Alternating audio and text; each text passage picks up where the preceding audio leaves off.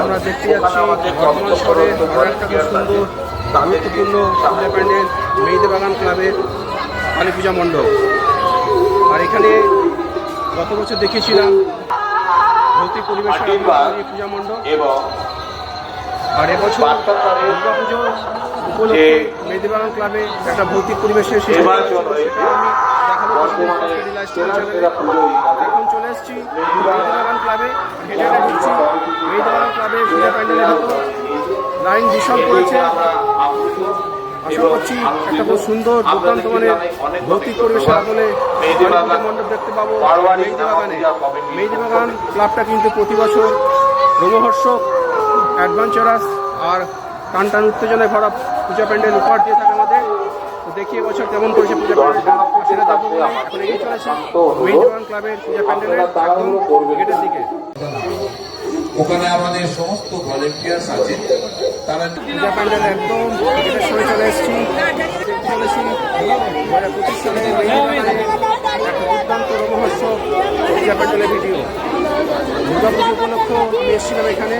এবছর 2025 সালে মেহেদি বাগানে প্রথম দুর্গা পুজো প্যান্ডেলের ভিডিও করেছি, সেটা দেখাবো কিছুদিনের মধ্যে আমার লাইভ স্ট্রিম চ্যানেলে। আর এবার দেখে নাও মেহেদি বাগান ক্লাব 2025 সালে বর্তমান শহরে যে ভৌতিক পরিবেশের আদলে পূজা প্যান্ডেলটা করেছে, তার দৃশ্য কেমন, ভিতরে পরিবেশ কেমন, আর উত্তেজনা বা রোমহর্ষক যে ভূতের যে ফিলিংস সেটা কেমন আসছে ভিতরে গিয়ে, সেটা যা দেখবো সব কিছু দেখাবো তোমাদের আমার লাইভ স্ট্রিম চ্যানেলে।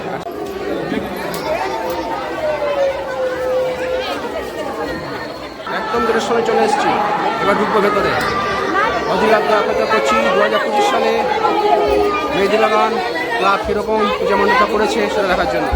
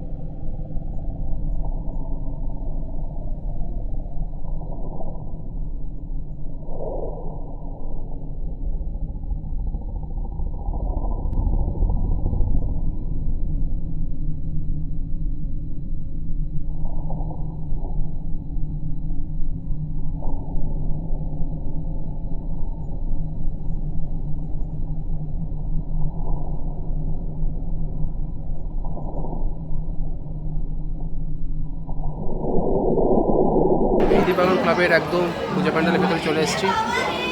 বাইরে একটা ভৌতিক পরিবেশের সৃষ্টি করা হয়েছে, দেখালাম তোমাদের। কিন্তু গত বছর যেরকম দেখেছিলাম, গত বছর সত্যি ভয় পাই দিয়েছিল গত বছর তুলনায়, কিন্তু এবছর সেরকম কিছুই হয়নি বলতে গেলে। সেরকম যে গা কাঁপানো যে একটা ভৌতিক পরিবেশ তৈরি করা হয় মেহেদিবাগান ক্লাবে, সেরকম কিছু গত বছর তুলনায় একটু কম উন্নত সম্পন্ন হয়েছে। আর এখন চলে এসেছি পূজা প্যান্ডেলের একদম ভিতরে, দেখতে পাচ্ছ কালী প্রতিমার সামনে দাঁড়িয়ে আছি।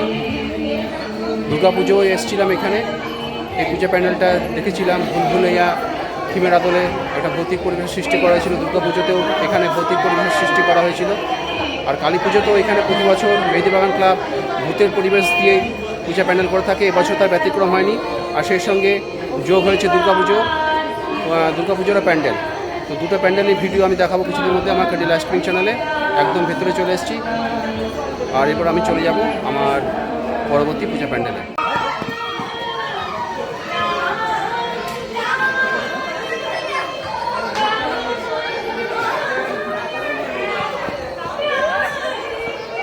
কেমন লাগলো মেহেদিবাগান ক্লাবের পূজা প্যান্ডেলের ভিডিও অবশ্যই জানাবে কমেন্টস বক্সে। এটা ছিল আমার কালী পুজো পরিক্রমা দ্বিতীয় দিনের 2 নম্বর পূজা প্যান্ডেলের ভিডিও।